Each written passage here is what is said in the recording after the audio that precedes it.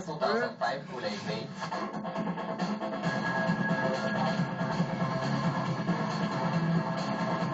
So sa exterior, ginawa ko, dinarken ko yung signalize niya, yung headlights, yung fog lamps, yung check lights na yung taillights sa likod.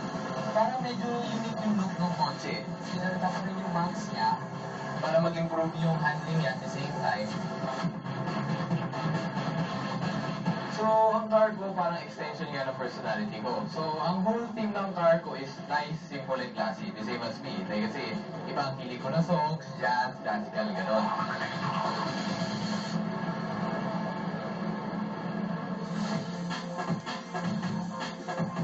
Ang theme ko nga, with my sounds nga, is loud and clear. So, naglagay kami ng 8-inch ground zero na raw drives, 10-inch ground zero na mid-bass, tapos at the same time, naglagay na rin ako ng sub ground zero na auto yung setup ko. Tapos yung violin, actually before wala pa yan. So, ang nangyari lang dyan kasi, syempre nagpa-violin ako nung bata. So, nung nilagay namin, bumagay siya.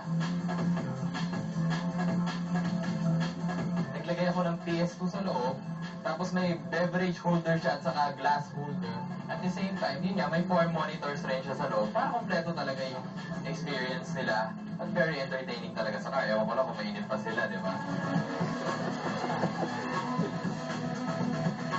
Once again, my name is David Cruz at Kotse Ka Bro.